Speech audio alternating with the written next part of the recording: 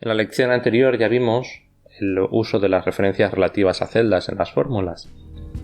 Recordamos que una referencia relativa a una celda es aquella que al copiar la celda que contiene la fórmula y pegarla en otra ubicación, se ajusta automáticamente para hacer referencia a otra celda. Así, por ejemplo, si escribimos la operación A1 por 5 en la celda B1 y ahora copiamos la celda hacia abajo, las fórmulas que se obtienen se ajustan tal y como podemos ver en pantalla.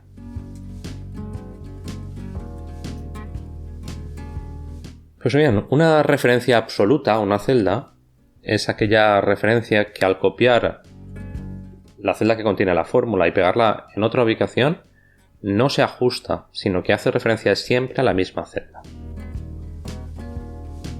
Para que una referencia a una celda sea absoluta, se deben introducir los símbolos del dólar antes de la letra y antes del número de la referencia relativa.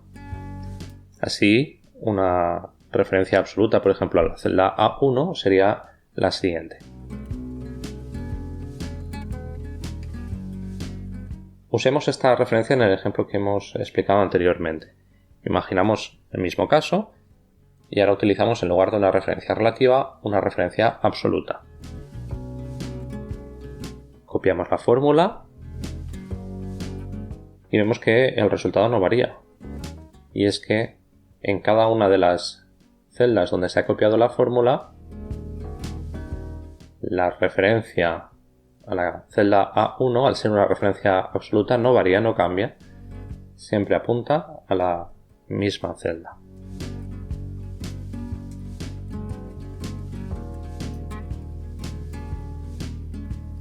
Veamos un ejemplo en el que quedará claro la necesidad de usar este tipo de referencias. Imaginamos que queremos hacer una tabla de multiplicación, así que colocamos una casilla, el número y en el resto de celdas los números del 1 al 10. Vamos a hacer simplemente una multiplicación.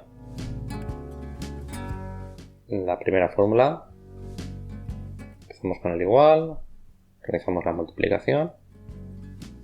Aquí no tenemos el máximo problema. Por ahora hemos escrito una referencia relativa. ¿Qué ocurrirá al ser una referencia relativa? Cuando arrastramos, es decir, cuando copiamos la fórmula, esa referencia variará.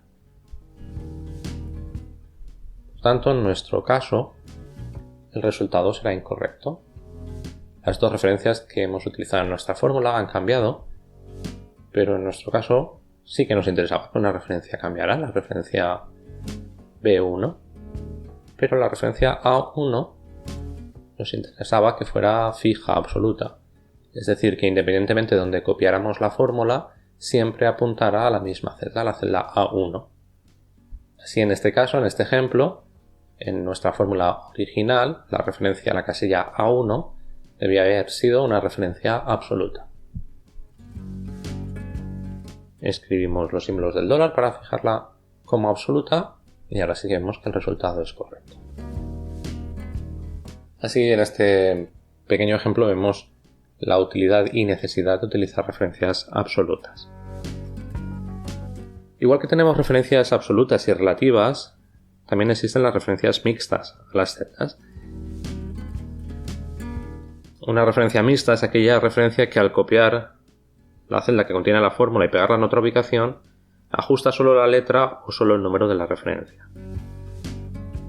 Así, si queremos que la letra, que la columna se quede siempre fija, debemos colocarle delante el símbolo del dólar, y si queremos que el número, la fila, se quede fijo, por así decirlo, debemos colocar delante del número el símbolo del dólar.